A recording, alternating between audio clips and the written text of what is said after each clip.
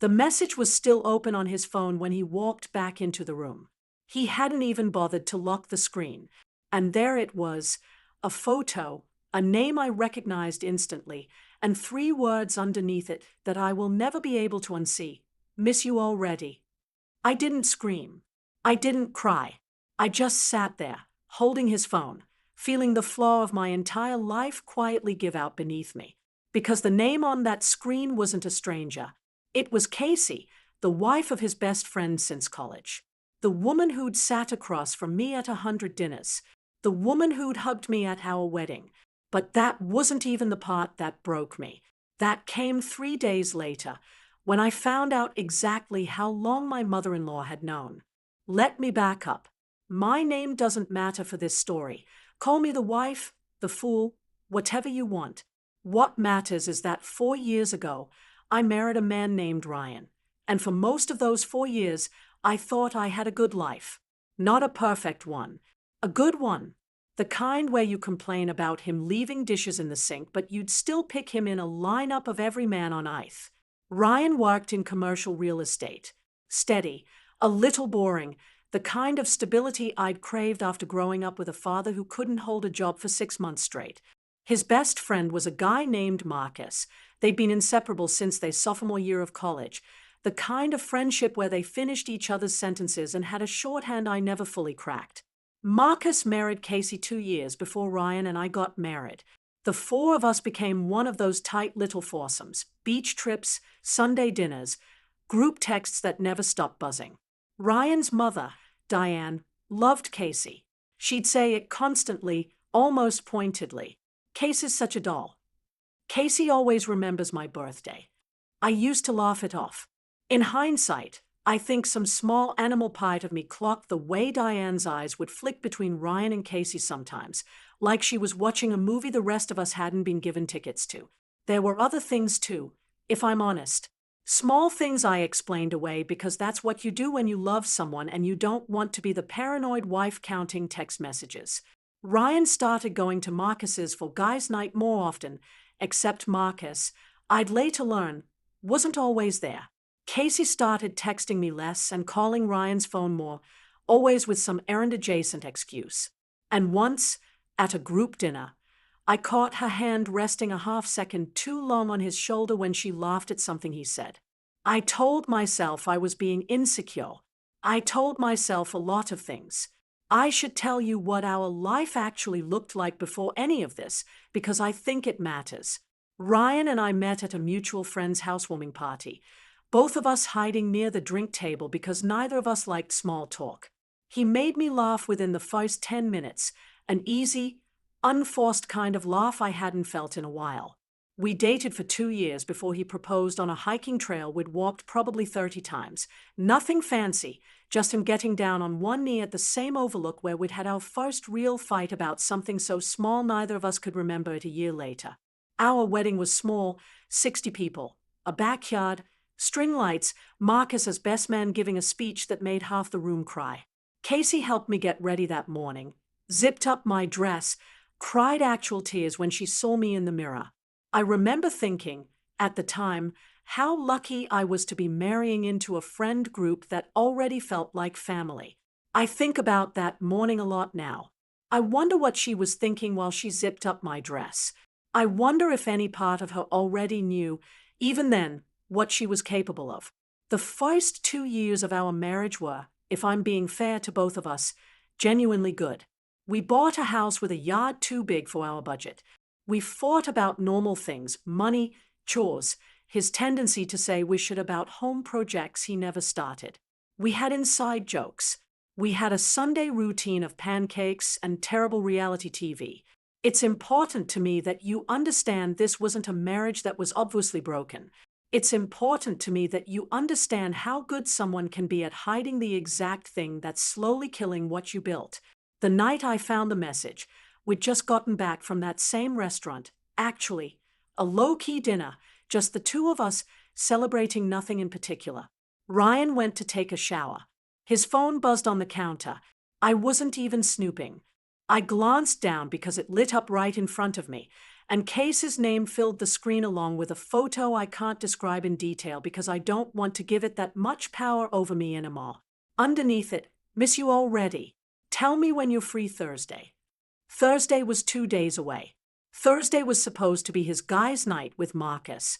I want you to understand something about the next 10 minutes because I've relived them more times than I can count.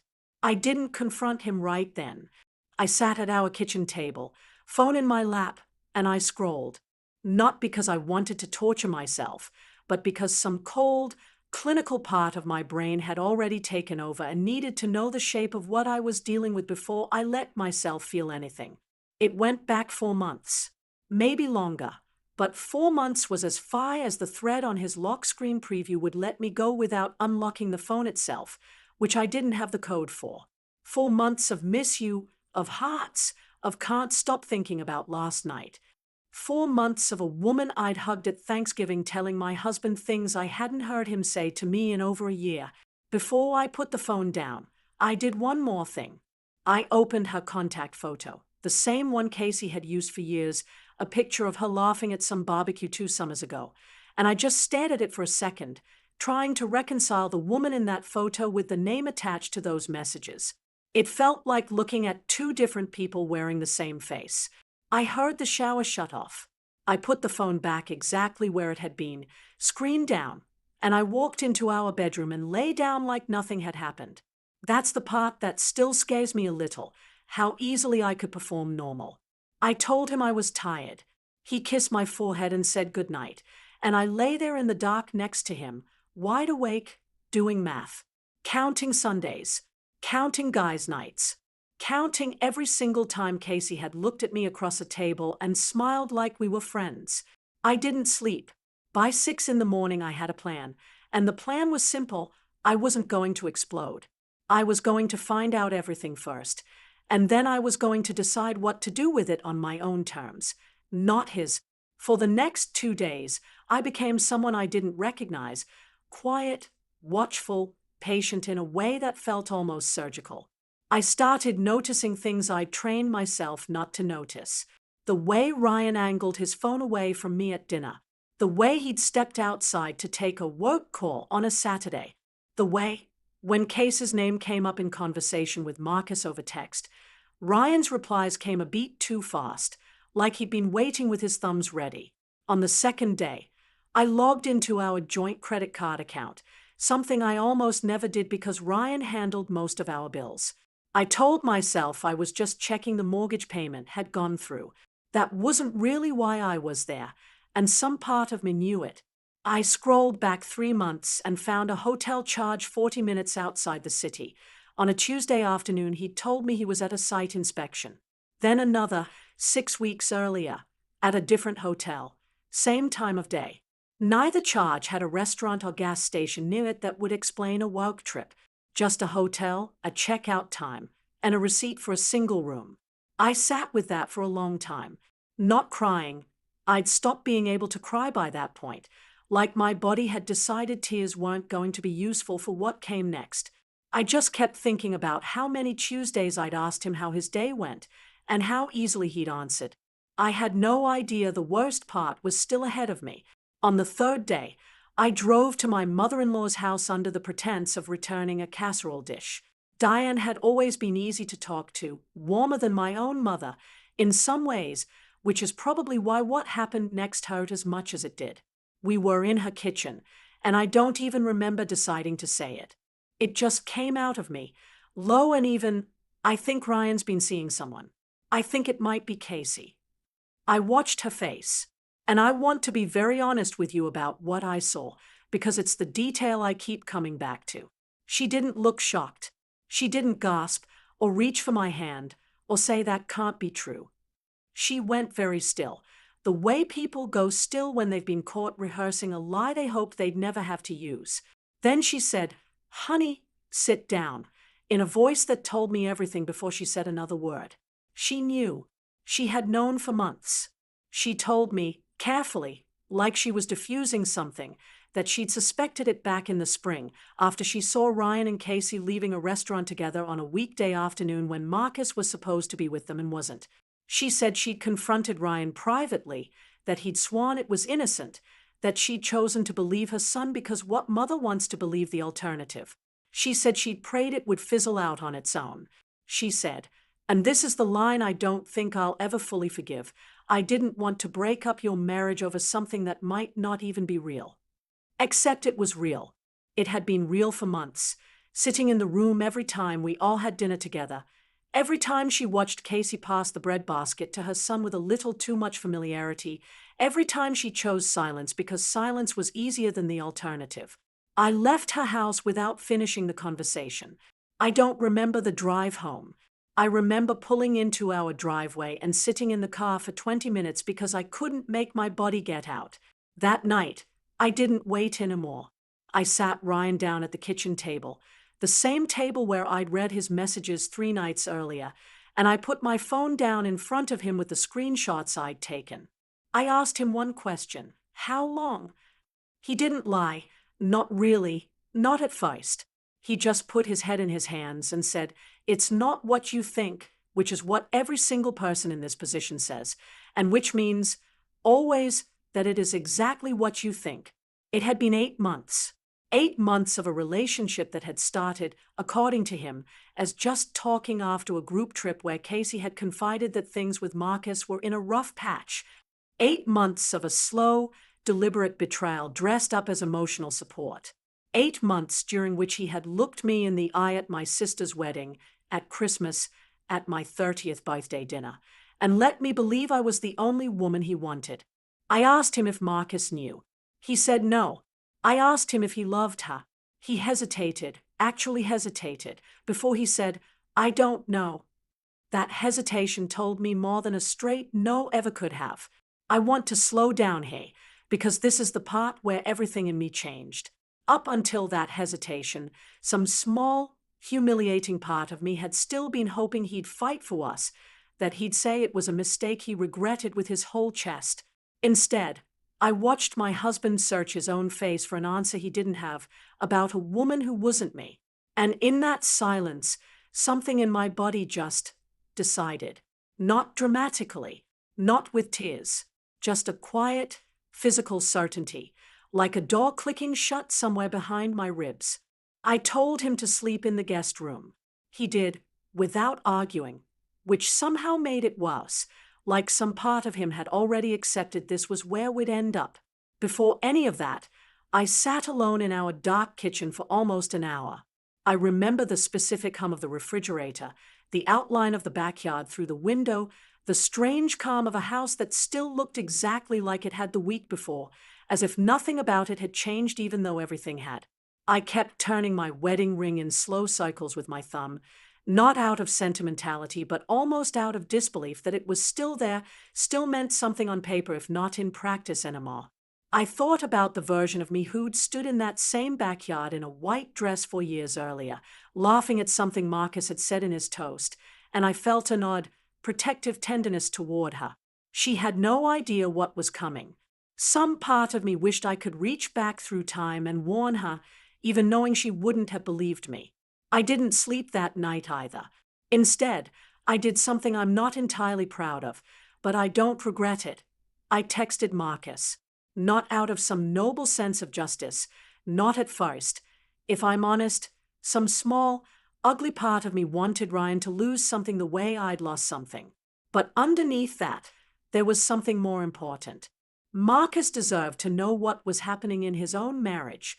I typed and deleted that message 4 times before I finally sent it. "I need to talk to you. It's about Casey and Ryan. Can you call me tomorrow? Just you." He called within the hour. I told him everything, carefully, factually, without editorializing, because I didn't need to make it worse than it already was. I could hear him go quiet on the other end of the line in a way that mirrored exactly what I'd felt 3 nights earlier. He asked me, at one point, if I was sure. I sent him 3 screenshots. He didn't ask again after that. What happened over the following 2 weeks felt like watching 2 demolitions happen in slow motion, side by side. Marcus confronted Casey the next day. She didn't deny it. Apparently she'd been waiting, in some exhausted way, for the whole thing to collapse under its own weight. Marcus moved out of their house within 4 days. Ryan moved into his childhood bedroom at Diane's house, which felt like its own strange, poetic justice. The woman who'd protected his secret for months now had to live with the wreckage of it under her own roof. I saw Casey exactly once after that, at a gas station of all places, purely by accident. She spotted me before I saw her, and for a second I thought she might just get in her car and drive away. Instead, she walked over, and I remember being almost impressed by her nerve. She said she was sorry, that it had gotten out of hand, that she'd never meant for anyone to get hurt. I asked her the only question I actually cared about, whether it had started before or after she'd helped zip up my wedding dress. She didn't answer that one. She just looked at the ground and said she should go. I let her. There wasn't anything left to say that would have changed what either of us already knew. I want to tell you the confrontation with Diane didn't happen again, but it did about a week later, when she called me crying, asking if there was any way to fix this quietly for the family's sake. I remember standing in my kitchen, phone against my ear, and saying words I'd never imagined saying to her. You had 8 months to tell me the truth, Diane. You chose your son's comfort over my entire life. I don't know what fixing this even means to you right now, but it's not my job to make this easier for anyone but myself. She didn't call again for a while after that. The divorce filing took 3 months to finalize, and it was messier than I expected, mostly around the house. Ryan wanted to keep it, or at least buy me out slowly over a few years, which would have meant staying financially tangled with him indefinitely. My lawyer, a blunt woman named Patricia, who I will be grateful for until the day I die, told me plainly, you do not want a payment plan with a man who lied to you for 8 months. You want a clean break, even if it costs you more up front. We sold the house. Splitting the equity stung less than I thought it would. Once I understood what I was actually buying with that money, which was never having to hear from him about a mortgage again. Ryan tried, in fits and starts, to convince me to go to counseling, to talk it through, to treat 8 months of lying as a bump instead of the crater it actually was. He'd call some evenings, usually after enough time had passed that he'd convinced himself I might have softened. I said no every time, and each time I said it, I felt a little more like myself again. There's a particular kind of clarity that comes after a betrayal like this. Once the shock burns off, you're left with a strange, sharp gift. You finally see exactly who someone is without the softening effect of hope. I moved into a small 1-bedroom apartment across town. I kept the dog. I kept most of our friends, actually, which surprised me. It turned out a lot of people had been quietly uncomfortable around Casey for a while and just hadn't known why. I went back to therapy, something I'd stopped doing years earlier when things with Ryan had felt fine. I started running in the mornings, not for any dramatic transformation montage reason, just because it was the only hour of the day my brain would finally shut up. In therapy, I spent a lot of the first few months angry at myself, in a way my therapist gently kept redirecting. I kept asking how I'd missed it, what it said about me that I hadn't seen 8 months of lying happening under my own roof. She pointed out, more than once, that the entire architecture of an affair like this is built specifically so the betrayed person won't see it, that missing it wasn't a failure of my judgment. It was the design working exactly as intended. It took me longer than I'd like to admit to actually believe that, rather than just repeat it back to her. There were bad nights, plenty of them, where I'd catch myself scrolling back through old photos looking for the exact moment things had started to shift, as if finding it would somehow undo the damage. I stopped doing that eventually, not because I found some magic moment, but because I realized the moment didn't matter as much as what I did next. Marcus and I stayed in touch, in a careful, slightly awkward way, 2 people bonded by the same wound, unsure what to call each other now that the marriages that had connected us were both gone. We weren't anything romantic. Not then, not really the point of this story, but there was a kind of relief in talking to someone who understood exactly what those 8 months had felt like from the other side.